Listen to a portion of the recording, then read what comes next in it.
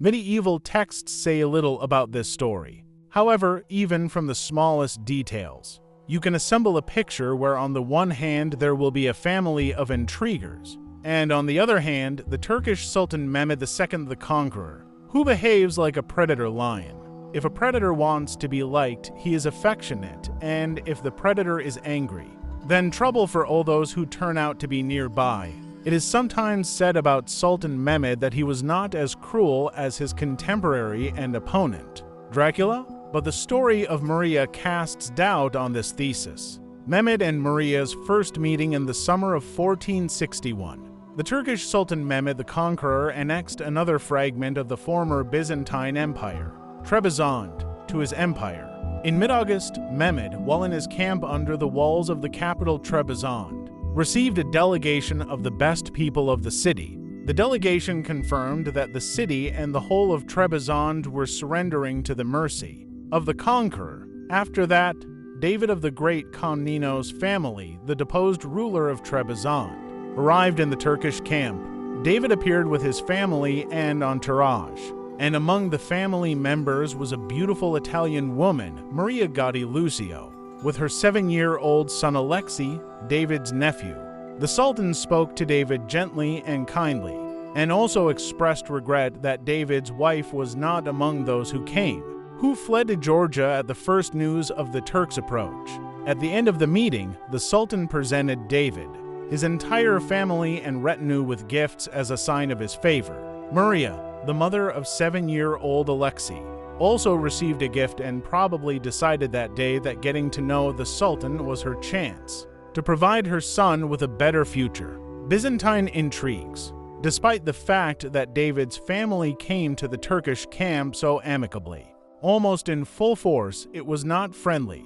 Relations were spoiled by the issue of succession to the throne. The previous ruler of Trebizond was Maria's husband, Alexander. After his death, little Alexei was supposed to receive the throne, but the boy's uncle, David, usurped power and explained his claims simply, "I am the brother of the late sovereign, and the boy is unable to rule." Little Alexei was the only son of Maria and Alexander, and he was born late, after 17 years of marriage, which was concluded in 1437. Sometimes it is written that the marriage was concluded back in the late 1420s. And this is also possible. In the Middle Ages, marriages were often concluded in absentia, that is. It turns out that at the end of the 1420s, Maria, still a very girl, was promised to Alexander. Alexander was much older than his wife, so he left her a widow quite early and did not live to see his son come of age. At the time of his father's death, Alexei was only 6 years old, and partly because of this, the boy's rights were violated. The usurpation was arranged as if everything was in order, and Maria did not mind. If she had loudly declared her son's rights and sought supporters, she would have gone into exile at best and in prison at worst. Maria decided to wait, but less than 2 years later, the Turks captured Trebizond. It would seem that now her son will never get power. However, Maria quickly realized that bright prospects were opening up. It was enough for her to look at the Grand Vizier Mahmud Pasha, who, together with the Sultan, took part in the capture of Trebizond. This Mahmud Pasha was by origin a Greek from a noble family of angel philanthropists, and the family of the great Komnenos, to which my son belongs, is even more noble and ancient. Probably, Maria thought, if a Greek of a lesser noble family became the Grand Vizier, then success is guaranteed for a representative of the Komnenos family. The main thing is that the road is not blocked again by other Komnenos, the same David and his sons. That's why Maria decided to win the Sultan's special favor. If Mehmed listens to her, then no one will prevent her son from gaining power over time. Of course, Alexei will have to convert to Islam, but that's nothing. But Alexei will be able to get a high position, for example, the position of Beylerbeyi in Anatolia, the Asian part of Turkey. Then not only the lands of Trebizond will be under his rule, but all the lands around. The Sultan is charmed. In the days following the capture of Trebizond, Sultan Mehmed toured the conquered capital, including the palace where David and his family continued to live. That's when Maria showed herself to the fullest. She may have been almost 40 years old or even more, we do not know her exact age. But she looked very good, because she had lived in prosperity all her life and became a mother only once. If she had several children, Maria would not look so fresh and would not have so much free time, which she eventually spent on self-education. Maria was a very educated and well-read woman, and that's what she decided to show off, having found out in advance that Sultan Mehmed appreciates such things and shows interest in European culture. In addition, the Sultan knew Greek, which Maria knew perfectly well, which meant that it was possible to speak without an interpreter. When David received Mehmed at the palace, Maria came out of her chambers and boldly entered into a general conversation. David was no longer the master of the palace, so he could not forbid it, and Maria took advantage of this, making it clear to the Sultan that it was possible to talk with her about politics, history, philosophy. Mehmed had never met such women before. In his harem there were those who could dance, sing, play musical instruments, but conduct an intelligent conversation about politics? No, there were no such people in the harem. That's why the Sultan was subdued and began to look at Maria as a rare jewel, despite the fact that she was about 10 years older than him. At the same time, Maria hinted that she would agree to become the Sultan's favorite, but only if she was allowed to live the way she was used to.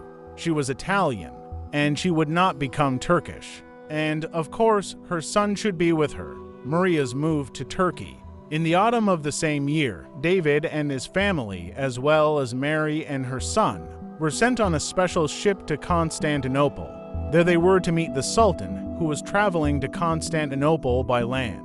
The journey was going to be a long one, but even if Mehmed wanted to make it with Maria, he could not do it. The Sultan should not have left his army, which was moving overland. This army could have been attacked by the ruler of the White Bard Horde, Gattilusio and Hazen, an old enemy of Mehmed and an ally of David.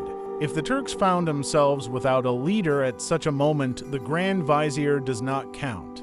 It would weaken them. Mehmed was afraid of an attack from Uzun Hazen before, when he besieged the capital of Trebizond, but his fears were not justified. However, Uzun Hasan could still attack now that the Turkish army was tired after the campaign and was burdened with loot.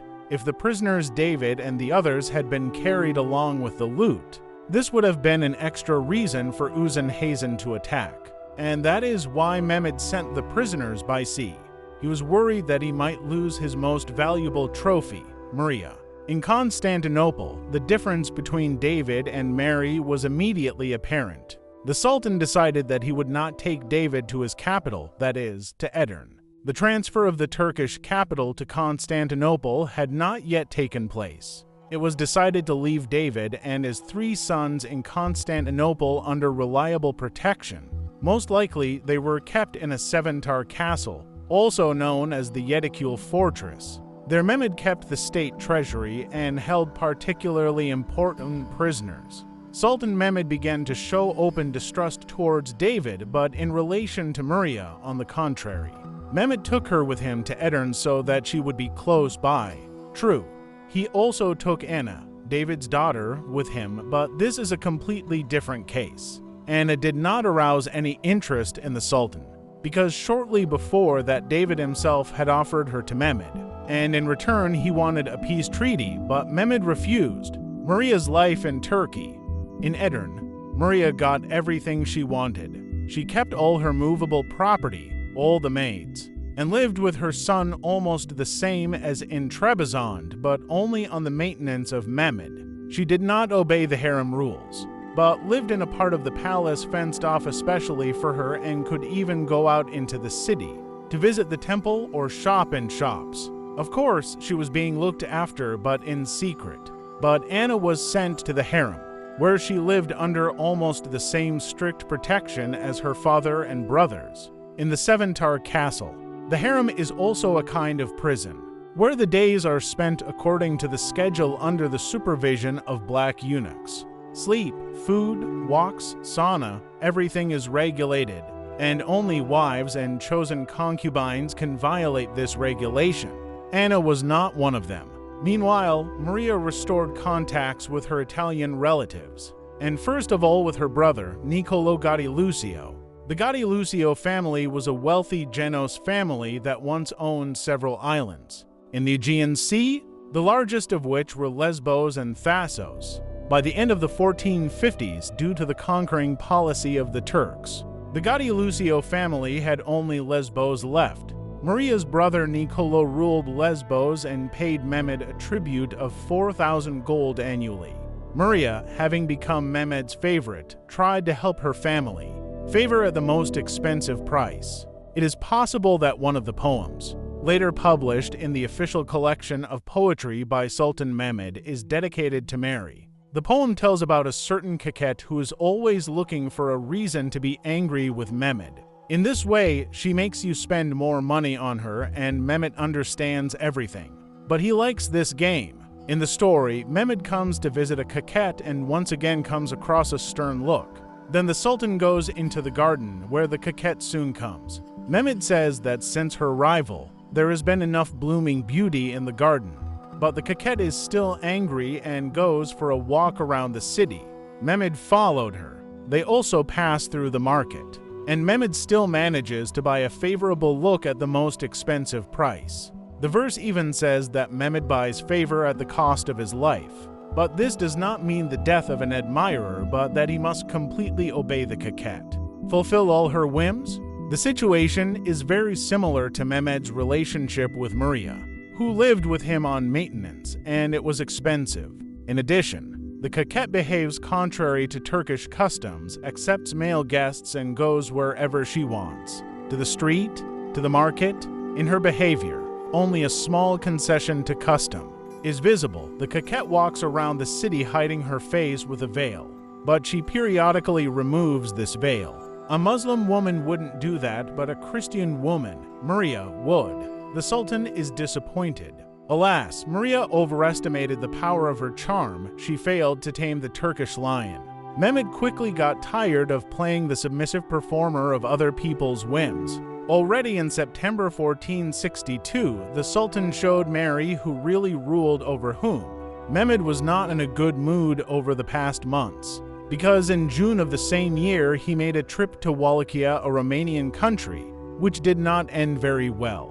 Formally, the victory was achieved, but the army was badly battered, and it was not possible to capture rich loot that would cover the costs of the campaign. In such circumstances, Maria's whims, demanding money, no longer entertained but irritated Mehmed. As a result, he captured the island of Lesbos, the same island owned by Niccolo Gattilusio, Maria's brother. Niccolo himself was captured and sent to Constantinople, where David and his sons were still kept under guard. Shortly after, Mehmed ordered Niccolo to be beheaded, and Maria was unable to help her brother in any way. Then events unfolded in an even crazier scenario. On March 26, 1463, 6 months after Niccolo's execution, Sultan Mehmed executed Maria's son Alexei in the same way, who continued to live with his mother. Alexei was no more than 9 years old at that time. With the death of her son, Maria lost the point of living on. Everything she did was for her son, and now she has no one to live for and no one to try for. The story is silent about her further fate. Maria probably lost all her privileges and was sent to the Sultan's harem. But she didn't care anymore. She died there sometime later. Why Mehmed executed Maria's son? The reason for the execution of little Alexei is called a letter received by Mehmed from Uzenhazen's wife. This woman belonged to the family of the great Khan Ninos and was David's niece, and little Alexei was a cousin. Her name was Theodora, but in Muslim countries she was called Des Nina Khatun, which loosely means Lady Princess. David himself once arranged the marriage of his niece with Uzenhazen in order to conclude a political alliance. But this alliance did not help David. Uzenhazen did not interfere when the Turks captured Trebizond. Theodora in a letter asked Mehmed to send little Alexei to her husband's court, and Mehmed immediately suspected that Uzenhazen wanted to retake Trebizond and make Alexei the nominal ruler. With her letter, Theodora ruined Alexei. The message was bound to arouse Mehmed's suspicions, and that is why historians assume that the letter is fake. However, there is another version, according to which David himself asked his niece to send such a letter in secret correspondence. David wanted to get rid of little Alexei, and at the same time from his daughter-in-law Maria Gattilusio, knowing that her son was very dear to her and that after his death she would not want to live. The great Komnenos continued to fight among themselves even in Turkish captivity. The fate of David and his children. David did not receive any benefits from Alexei's death. He himself was executed in Constantinople on November 1, 1463, along with his 3 sons. The reason for the execution was the accusation of secret negotiations that David conducted with Uz and Hassan. Mehmed, like a true lion predator, eventually ate everyone. Anna, David's daughter, was married to Zaganos Pasha, an elderly Turkish dignitary who had once been Mehmed's mentor. The marriage did not last long. Zaganos divorced his young wife because she categorically refused to convert to Islam. Then Anna was married to another Turkish dignitary, not so principled, who did not care that his wife was a Christian. Nothing is known about the further fate of Anna. In 2013, David, his 3 sons, as well as Alexei, were canonized by the Patriarchate of Constantinople. The day of their veneration falls on November 1st. Although there is nothing to honor David for, he was a very insidious man.